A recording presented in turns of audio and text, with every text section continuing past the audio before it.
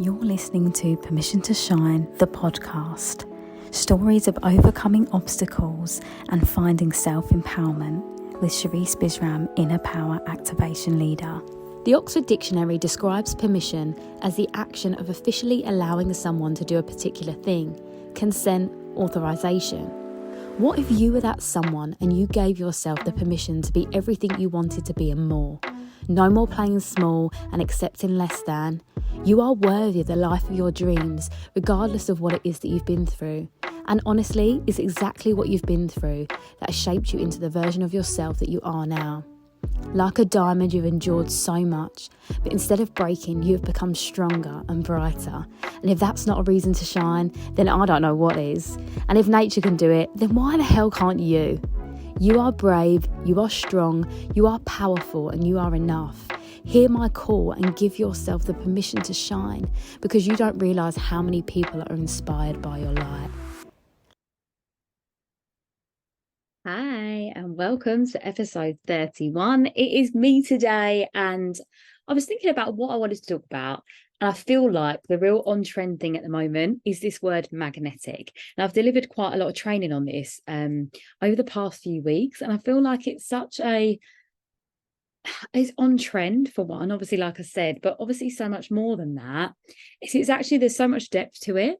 So I feel like, I want to pull that apart today and hopefully give you some tools that you can start to implement in your own life from now to kind of activate that part of you. You know, I believe we all have that essence inside of us, you know, to be magnetic, to be that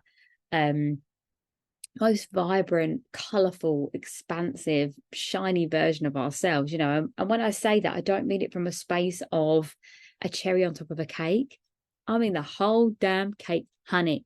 You know, like I just feel like we have played small for so long as, you know, people, as women, and our idea of what beauty and magnetism and shininess really is like that surface thing that I was talking about. You know, like people think oh, when you've got makeup on, you're magnetic, or, you know, when you're in your best outfit, you're magnetic. But actually, magnetic, I believe, is like almost a character trait. I think it's like part of your personality that could be activated. And I think once it is activated, I don't think you can turn it off. I mean, I might be wrong on that, but I feel like that's my interpretation of it, because I believe and feel in myself that the moment that I did and I have activated this part of me, it's just everywhere I go all the time. And I really do just feel and believe that everyone deserves to feel like that, you know. So obviously, if you've been listening to my podcast and or you've been following my journey, whether it's on social media or through my blogs or something like that, you'll know that, you know, my childhood experiences and basically my whole teenage 20s life has been an uphill battle. And I struggled a lot with, obviously, you know, my own insecurities of like my body shape and, you know, the way I looked, my hair, all of these different things that I'd hang ups about. And actually, you know, that was a root of childhood trauma and things like that. And obviously it's so much deeper than that, because I experienced, you know, so much bereavement and parentalization and, you know, had a lot of responsibility at a young age. And I felt like, you know, body image and, you know, image in general were the things I could control at the time. And that's a really key point of this, because when we can't control our inner world, we start to control our outer world, or we try to. And that's where we start to pick ourselves apart. So more often than not, this is a sensitive subject, so I'm just going to give a disclaimer here. When we talk about eating disorders or anything related to that, it's because we can't gain control of our inner world, all the things that happen around us. So quite often something will be happening in the home. So it could be that, you know, this is quite a complex one. And this is what I always say to people, because I feel like all of my work is about the depth, right? So this example is going to be a very hearty one, and it's a deep one, but hopefully it'll give you a bit more understanding of why this is all so important and why the trauma healing is such a big part of my work. So, for example, if a young girl, say you, watched your parents split up and you thought you were happy, you know, maybe you're an only child, maybe you have siblings, but you watched your parents split up, your whole world flipped upside down. So what you understood as safety began to crumble around you. And the only way you felt like you could control what was happening in your life is to start to control what you were eating, because that made you feel safe, was knowing that you could control one element of it. Now, it kind of, that is just like the seed in this situation, because what happens is we look for reinforcement of our belief. So no matter what it is that we are thinking or feeling, we look to prove ourselves right. So for example, if you feel like, so with children between the ages of 0 to 7, they haven't developed, I think it's the prefrontal cortex, but I could be completely wrong on that with what word it is. But basically, it's the decision-making part of the brain. I don't think I'm wrong, actually. I think I'm right, but we'll see. I mean, if anyone does disagree, please do tell me, because I'm always here to learn. But that's the part of our brain that has rational thinking. So that doesn't actually develop until after 7. And in fact, I think properly, it's in our teenage years that starts to come through really efficiently. So everything that you learn as a child and understand is based on your emotional response to it. So you don't understand that your parents breaking up has anything to do with you. You believe that you are part of that problem. And that's why you try to crave the control. So, for example, that could have happened when you were 4 years old, and then you never really felt right since then. And then you kind of started to maybe get a little bit of OCD, or maybe you kind of were working on perfectionism, or maybe then you start to think about the clothes you're wearing, because that does start to come in at that kind of early age. And then, yeah, the moment that you can start thinking about, what you're eating and the fact that you have a say in it, that's when we obviously try to take our power back from the situation, because we felt powerless. So I hope that makes sense, is in, everything that we are is a result of what we experienced. And this is why this ties in so wonderfully, because, we have to heal that part of us that felt like we were inadequate, and that's really been my journey. I didn't just wake up one day and be like, cool, I'm going to be magnetic today, honey. It was like, it was just an ongoing process of healing. The moment I realized that it doesn't matter what I look like on the outside, or I stopped trying to control how many times I was exercising and how good other people thought I was, when I let go of that and started to work on, these inner things that, like, I craved to create safety, and I've tried to protect everyone my whole life and all those things. And yeah, I guess for me as well, like a really key one that I talk about quite a lot is that strength thing. For me, because I had to always be the protector, my whole adult life I've been creating strength, whether it be emotionally, like no vulnerability, for example, and then physically, weightlifting, going to the gym and exercising, whether it be dance or actually going to the gym 7 days a week, 6 days a week, and that was so toxic. And actually, I'm in the best shape of my life now, not doing that and resting more than what I was going that amount of time. So yeah, I don't know why body image is so prevalent here, but I think it's a really massive one with the ideal of being magnetic, because obviously we like I said, we see it as an image thing. It's so internal, I cannot tell you. So like I said, we get to the healing part, right? So wherever you are right now, if you can write things down, I'd love you to, because I feel like this is where the work starts. So I'm giving you this for free because I want to help you.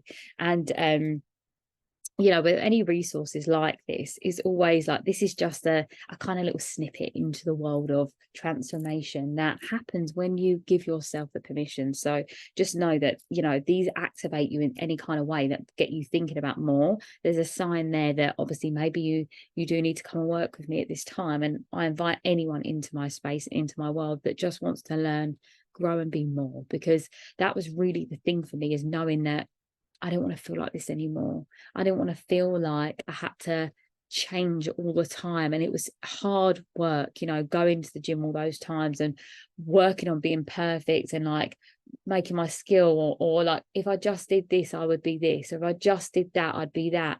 I'm not just anything. I don't need to just do anything anymore, because I am it. And it comes from these nitty gritty questions. So I want you to ask yourself, and this could be something you do all the time, but, do you like yourself? Just sit on that for a minute. Do you like who you are as a person? That could be how you show up in your relationships, your drive and determination. Are you happy with that? Do you feel like on your core level that like, yeah, I like me? Because that is a really, really deep question that has 1,000 questions on the back of it. But that is the first step to really becoming magnetic, is you have to not only like who you are, but love who you are. Because I've said many a times that how you feel about yourself is projected onto you in the outside world. So if you're thinking, no, I don't, what can I do about that? We search for evidence of you being a good person, you know, being a nice friend, or, you know, partner, or, you know, being good at what you do. That's what we start to do now. So you can do this either way, whether it was a good answer or a bad answer. I want you to start to think about, you know, what would the closest people to you say about you?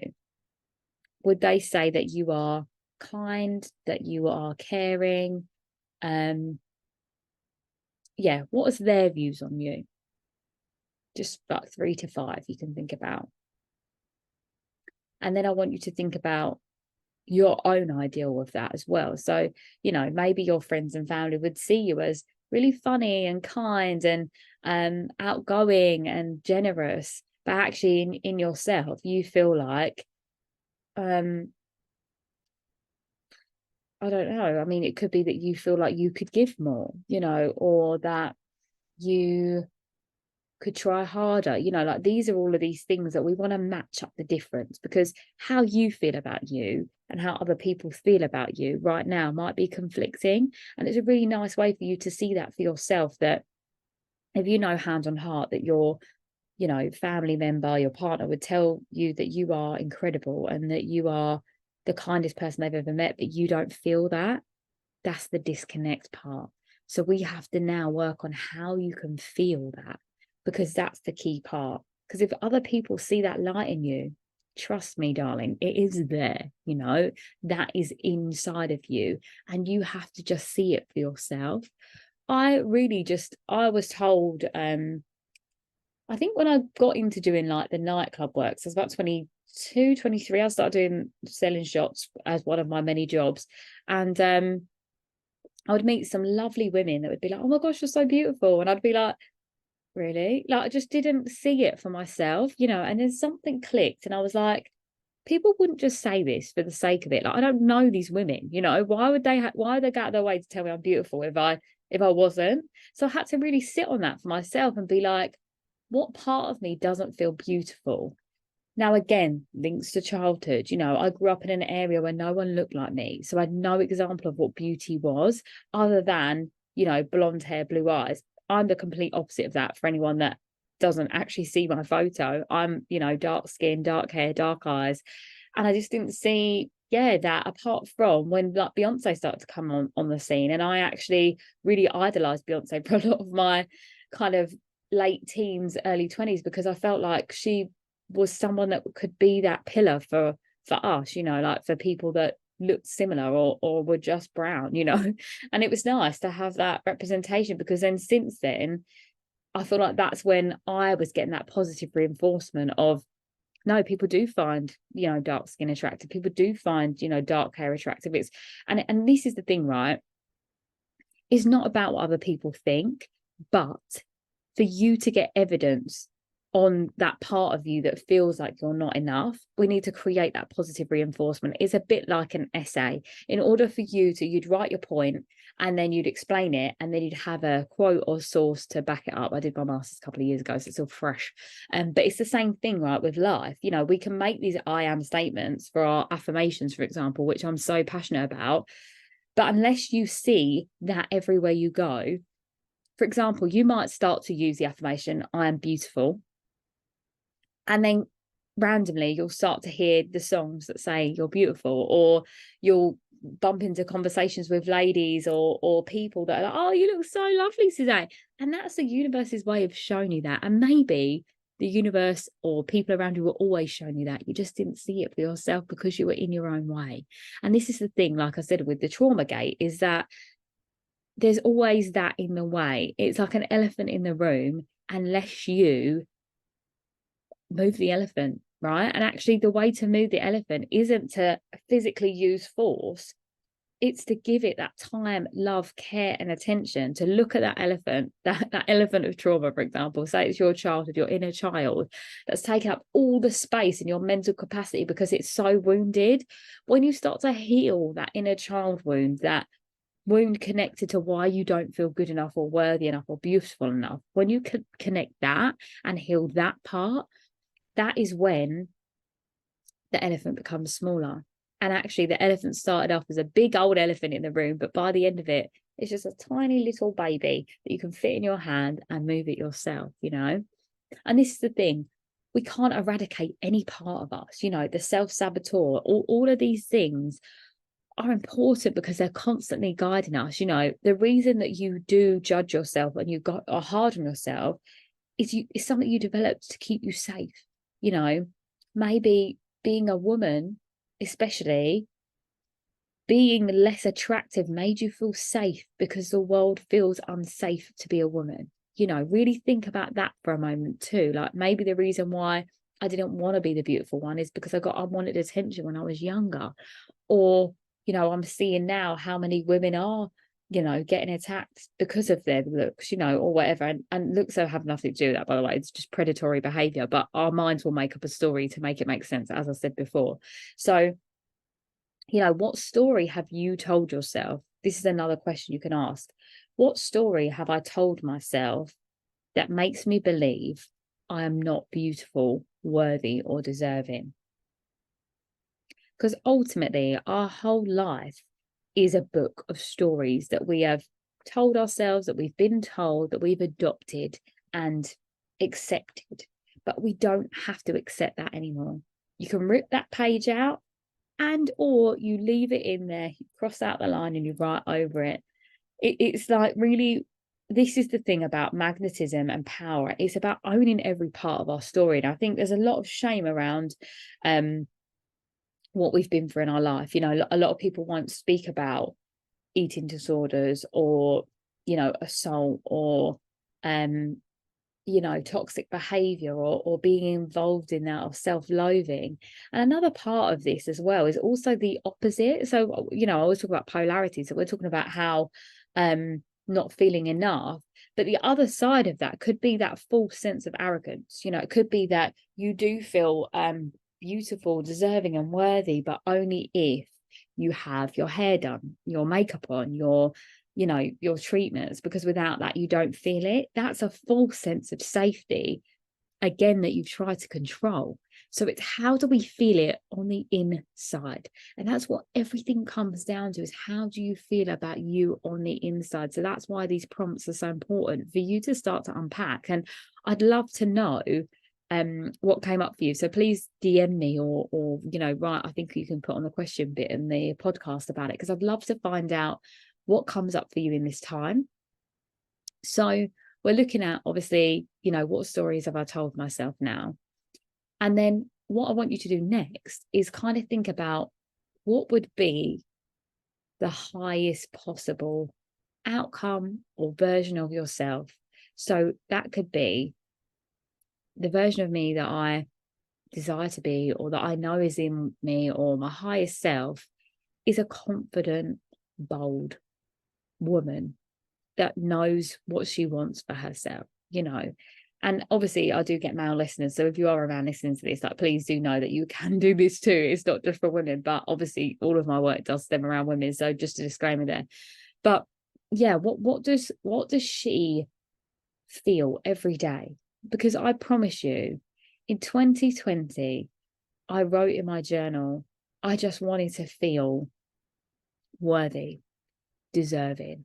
I wanted to feel beautiful, accepted and enough. And I promise you, that is exactly how I feel right now. And I said it on my training that I delivered the other day, that my skin has flared up so much now. I came off the pill in 2020 and my hormones have kind of dysregulated and all these things. And I've said before that as a result of the childhood experiences I developed IBS as a result of that. I didn't know. So obviously that's trauma in my body from like 25, 28 years, you know. So only since I began my healing journey have I started to heal that, but equally there's still some things there. So that's all connected to the skin, gut, all of that's all interconnected. And if I didn't feel enough or worthy enough, regardless, I wouldn't come on to my podcast or my stories or my, post without makeup. But I accept myself 100% through all of it. And that's the magnetic piece, because I know that regardless of what I look like externally, I'm an incredible woman, right? And it doesn't have to be about what you've been through, but equally it does. It's that kind of double-edged sword. It's like that doesn't just matter, but it does matter. And it's because, like I said at the beginning, our stories and the stories we've told ourselves our whole life played the massive role in our whole life. We live our whole life based on that 95% of our subconscious mind leading us. So you could be telling yourself in your conscious mind, oh, I am enough, I am worthy, but there's a little voice in the back of your head saying, no, you don't feel that, you don't feel that. So it's about tackling that voice, and this is why self-inquiry is so important, because there's no other way to get there apart from asking those questions and unpacking them. Now you can do that and start to do that on your own. But yeah, when you have someone to do it with, it's so much more helpful. And, yes, working with a mentor obviously rocket launches that journey so much more forward. Mentors know the right questions to ask and all of that. But actually doing it with a friend is such a lovely thing to do as well. In my journal, I've got loads of prompts. I've also got worksheets that are on Amazon as well. So you could buy a set of that each and just get together and talk about these things.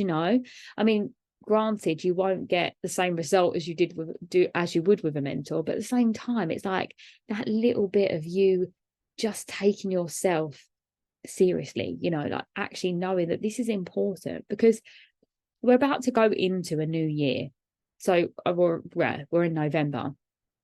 I always start my new year practices from now, because I am a person of consistency, and that is something I've told myself for my whole life. Well, I say my whole life, my whole healed journey. And that's a story that I believe about myself, that I'm consistent. And because I believe it, know it, that's how my life tends to pan out, which is great. And that's what builds self-respect. Because if you say something you're going to do for yourself, say, for example, you're going to drink 2 liters of water a day, and you don't trust you. So you start to doubt your judgment. You start to doubt your thoughts and feelings. And that's why, sometimes we need that external validation from people to be like, did I do that okay? Was that good enough? Now, that's important to do still, don't get me wrong. But when it's down to like your whole person, like everything you do that you need to ask for help, or not even help, you need to ask for the validation that you've done the right thing. That's a sign of the trauma there. And I did that. I'm not going to try and pretend. Like when I was just in the transition phase of my healing, because I've been so the opposite, as in not speaking about my feelings, not being open, not being soft, that when I started to enter the healing phase, I started to ask more, do you understand what I'm saying there? Does that make sense? Am I coming across too harsh? Because I was trying to then find the balance between, and this is the thing, it's a journey, right? A process. And I feel like I went completely one way on a seesaw, to then flip completely the other way on the seesaw. So for me, that's kind of how I find balance within my own practice and work, is that I have to do it that way. It just makes sense for me. But we all have different ways and modalities of finding it. But ultimately, you asking yourself those questions are what helps you find the answer. Because everything, like I said, is a mirror. So the moment you start to accept yourself for everything, take out the shame and blame out of things. This is another thing that I teach. It's like, instead of saying, I'm a rubbish wife. Oh yeah, I'm just a rubbish wife. Like I just prioritize my career and I don't think about my husband's needs, and I'm just rubbish at it. I'm just rubbish. And then you start to tell yourself that story and believe it. You're like shaming yourself in this situation. Like maybe you could pull that apart. Like that statement has 1,000 different ways and variations. But for example, if you took that out and be like, right now, work is a priority for me, which means I can't give to my relationship as much as I would like to. Then you could find a solution for that, which would be, for the next few weeks, I'm in work mode. From that on, I'm going to prioritize the relationship and create space. And or look at your diary, create space now, get someone else to assist you. This is something all that we can do every day. Is like, I talk about boundaries a lot as well. This is all interconnected. Everything's interconnected. Your boundary might be that you're currently working until 11 p.m. at night. You're starting at 8 a.m., working till 11 p.m. Actually, that's not what you should be doing. You need to be cutting off at 6 or 5 or whenever it is, and then have the evening with your partner, and making those promises to yourself that you will keep. And that's where you build the self-trust. And that's your boundary. It's like, no more calls after 6 p.m. I'm sorry, I'm closed. You can pick it up in the morning. Yeah. And it has to be that. And it's hard, I understand, because when we do set these boundaries, it does, there's a back and forth with it all. But this is how you build that inner power and that magnetism. Because the more you trust yourself and the more that you accept every part of you, it just builds this respect for who you are as a person. Because this is the thing, right? We have idols that we look up to. Like, I mean, I used to when I was younger.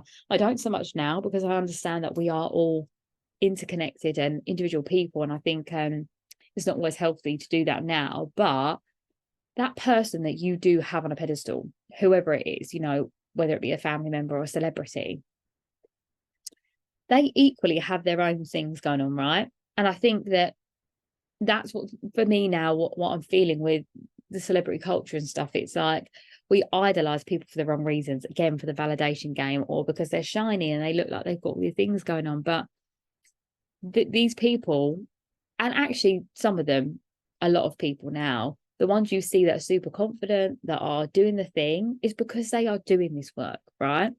There's not a person that you would ever meet that's really authentically in their purpose, magnetized and just glowing, that hasn't done this work or doing this work. And it is a constant process. If you really want to be the best version of yourself, the most magnetic version of yourself, it does come down to self-inquiry and the internal. Everything you feel on the inside projects outwardly. And that's really ultimately the thing that I want you to take away from this, is that when you do feel enough, worthy, beautiful, deserving, the whole world feels it too. And if you're listening to this thinking, right, I still need support on this, please do reach out, because this is my work. This is what I help women do. I take you through that journey of self-discovery, and I hold your hand as we unpack and dismantle all of the things that held you back for so long. And then we build you back up on a solid foundation of self-worth, self-acceptance, self-respect, ultimately self-love, which develops that true, authentic, rich confidence that shines out into the world. Each of us now, wherever you are listening to this, you have this light inside of you, this inner power, and it is trying to break free. If you're feeling like, I don't want to feel like this anymore, or I don't want to be in this situation where I feel less than, or things feel hard, like that is a sign that you're ready to step forward into this. So I just want you to know that it comes down to you giving yourself that permission ultimately. But when you believe it with every core of your being, that is when it happens. So try it now. Just try, even just giving yourself one affirmation and being open to receive what the universe wants to give you as a result of that. See what happens. Ask yourself these questions. Set one affirmation that you're going to say every day now for the next 30 days, for example, 21 at least, because that's when it takes to build a habit, and start to see how the world around you starts to change. It could be that I'm beautiful. You could even say that I'm magnetic, and then just watch how people around you start to gravitate, or, people are asking your opinion more because you are shining your light out. And maybe it starts as a little dimmer, a little tiny little flicker, and it just grows and grows and grows until your light is so bright and expansive that people everywhere in the world can find you. That really is it. And I've been doing some really beautiful training calls and things like this at the moment, and one of the things that came up for me is what's your soul's message? And I'm going to share it with you, because obviously I do the soul to soul with my guests, and my thing that came up was, I'm an indestructible force of light. I allow my light to shine brightly and boldly out into the world, and I inspire others around me because of it. And I feel like we all have the capacity and the power to do that. And that really is what magnetism is all about. Accept you, respect you, love you. Everyone else will do the same. Lots of love and light. And as I said, if you anything I've said today is like struck a chord, or you want to talk or just discuss, please reach out, because I'm always here. But I wish you a really lovely week, and I will speak to you soon. Lots of love.